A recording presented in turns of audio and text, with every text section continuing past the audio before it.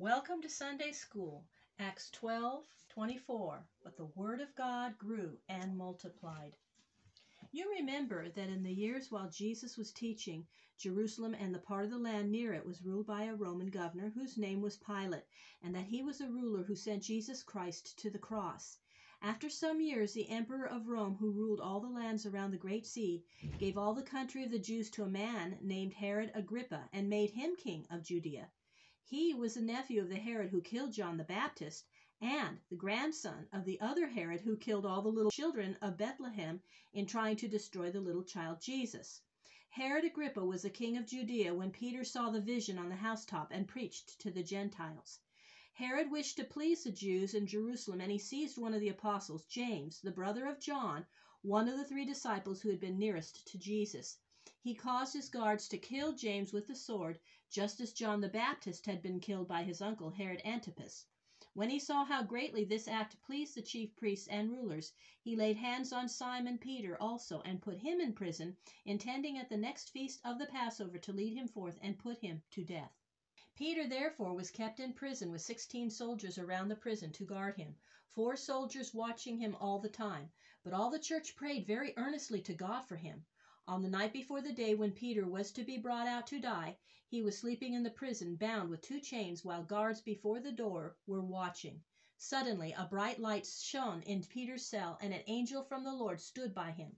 The angel struck him on the side and awoke him and said, "Rise up quickly."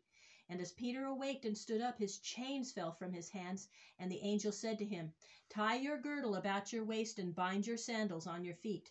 And Peter did as he was told, scarcely knowing what it was he was doing. Then the angel said to him, "Wrap your cloak around you and follow me." And Peter followed the angel, thinking that he was dreaming. They passed the first guard of the soldiers and the second, but no one stirred to hinder them. Then they came to the great iron gate on the outside of the prison, and this opened to them as if unseen hands were turning it. They went out of the prison into the city and passed through one street. Then the angel left Peter as suddenly as he had come to him. By this time Peter was fully awaked, and he said, "Now I am sure that the Lord has sent his angel and has set me free from the power of King Herod." Peter thought of what he should do and where he should go, and he turned toward the house of a woman named Mary, who was near of kin to Barnabas, and who had a son named John Mark, then a young man, the same who many years afterwards wrote the Gospel according to Mark. At Mary's house many were met together, and they were praying for Peter.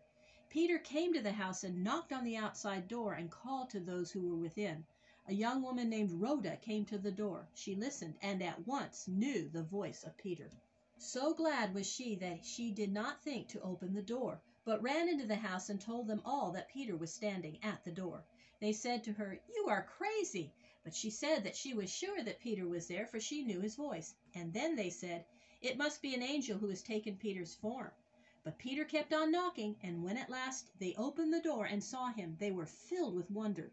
With his hand he beckoned to them to listen, and he told them how the Lord had brought him out of the prison. And then Peter said to them, "Tell these things to James and to the other apostles." And then he went away to a place where Herod and his men could not find him. The morning came, and there was a great stir among the soldiers as to what had become of Peter. Herod the king sought for Peter, but could not find him, and in his anger he ordered that the guards in the prison should be put to death. And not long after this, Herod himself died so suddenly that many believed his death came from the wrath of God upon him. So Herod perished, but Peter, whom he sought to kill, lived many years working for Christ. The James of whom Peter spoke when he said, "Tell these things to James," was not James the apostle, the brother of John, for already that James had been put to death by Herod. He spoke of another James, a son of Joseph and Mary, a younger brother of Jesus, who was always called the Lord's brother. This James was a very holy man and a leader of the church in Jerusalem, where he lived many years. Some time after this, James wrote the book of the New Testament called the Epistle of James.